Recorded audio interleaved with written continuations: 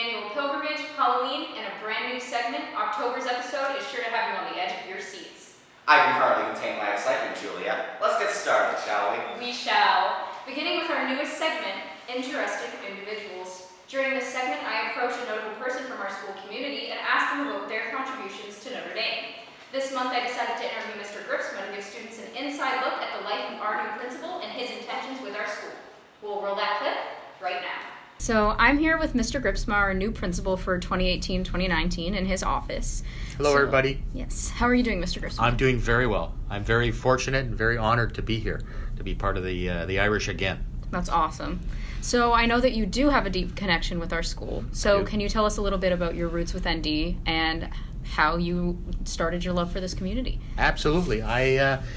First of all, to let you know, I am a graduate of St. Anne in Fenwick, out there in Fenwick, and I came to Notre Dame in 1977 as a minor niner and graduated in 1981 and got into the teaching profession, probably about 10 years after that, and was fortunate enough to return here in 2003, and from 03 to 07 I was a vice principal here at Notre Dame, and that really rekindled it for me. I'd always had a love for Notre Dame, but being able to come back on staff, I got to work with Mr. DeFazio for part of that time, so I was his VP for a few years. It was a great experience, and then I was, lucky enough to go out to a few other communities, in order to work my way to become a principal, and so fortunate to be able to come back now as principal. And I always had connections with the school, right. In terms of staff and some of the students. I had some nieces that went to school here, so it was, always keeping in touch with what was happening, but just not being here on a day-to-day basis. But always a love for the blue and gold, and I was tickled to be able to be appointed to come back here. Awesome. And what really drew you back here after all those years? I think it's the sense of community. I think it's what we saw yesterday and the month leading up to it, the pilgrimage experience. We all know Mr. DeFazio, and we all know he carried that with him. He's a great principal. Awesome. Love him. My mentor. Yeah, of course. And those are big shoes to fill, but I can tell you're doing a great job already. You've been involved in so many events. I saw you at the pilgrimage yesterday. You were yelling, "Spread the light," and it was really great.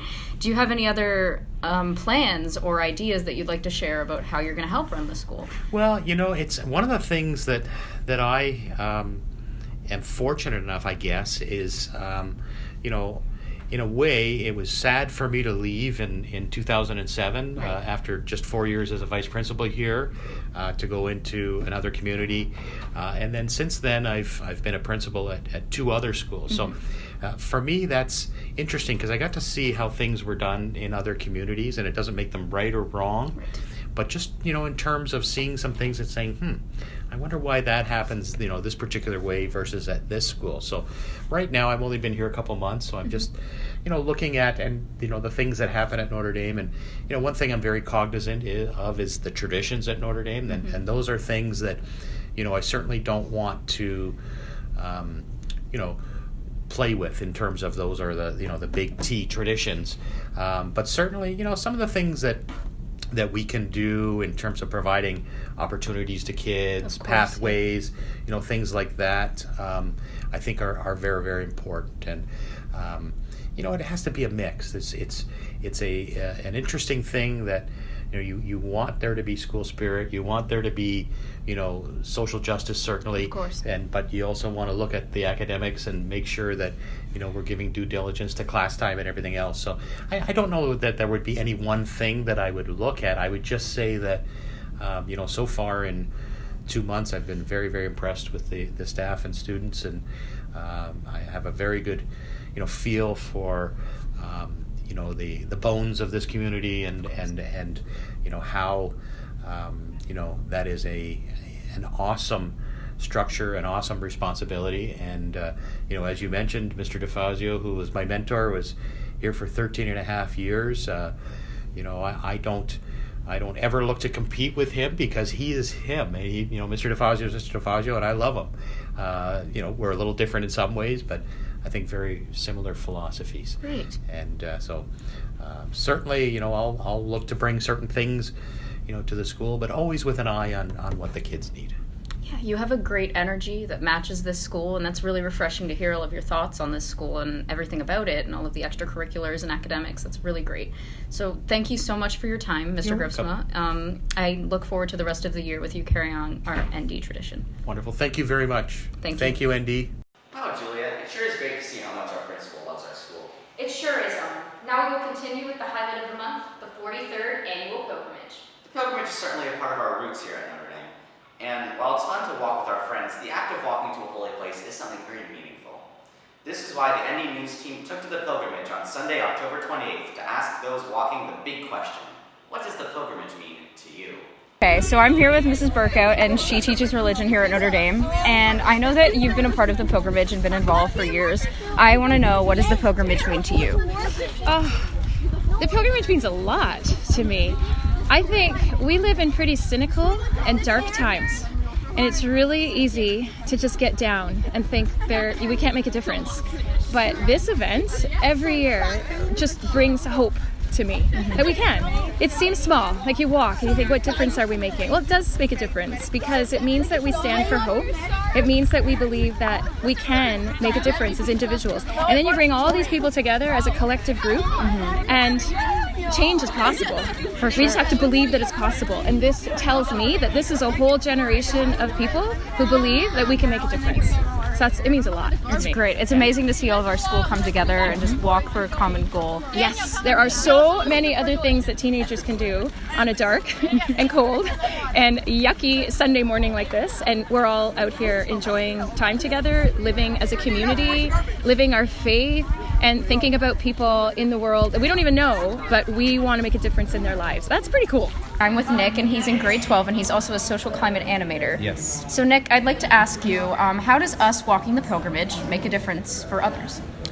Well, the pilgrimage is a great event for social justice in that it brings the school together to raise money and to get involved for a cause, a charity in which we help those who have difficulty helping themselves. And it really just helps people do well. It really does bring us together, and we just finished the walk. We're about to celebrate with a beautiful candlelit mass.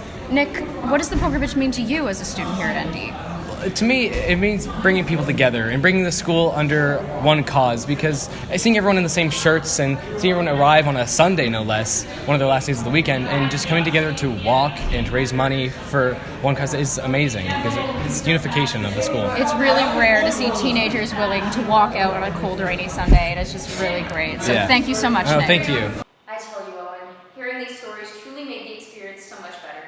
And even better, the over 800 of our own Notre Dame students who walked in solidarity with those less fortunate and walked their way to raise over $40,000 for DCCD, Development and Peace, and Yon Kanawasi. The walk was concluded with a mass and beautiful candlelit liturgy run by Father Mulligan. Yet another wonderful year dedicated to helping a worthy cause.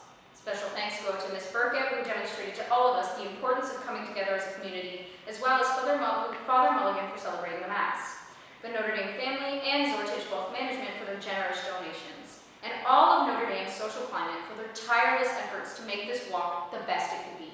Thank you, Notre Dame.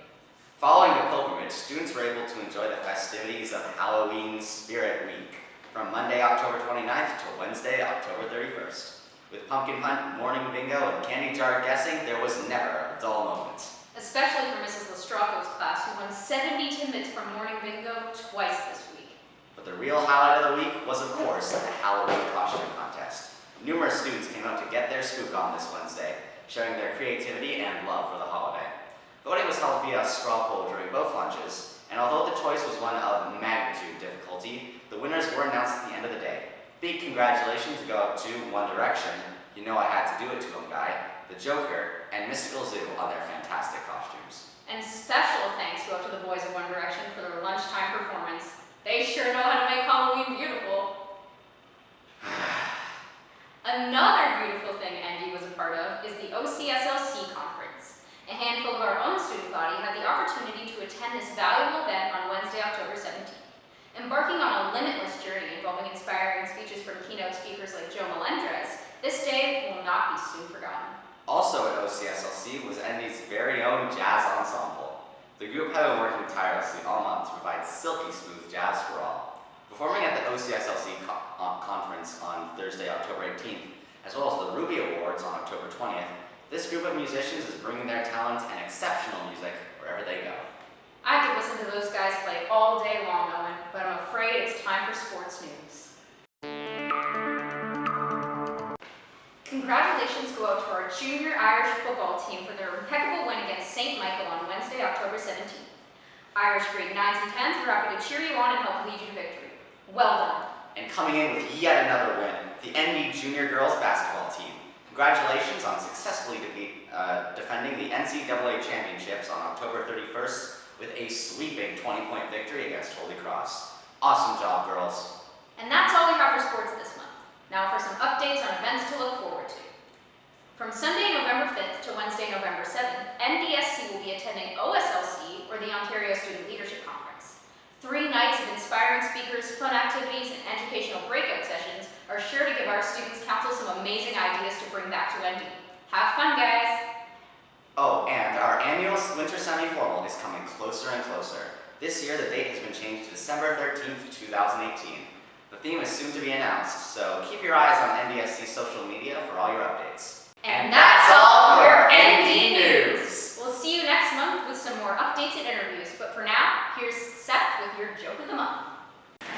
Hey Andy, what lays at the bottom of the ocean and twitches? Your answer? A nervous wreck.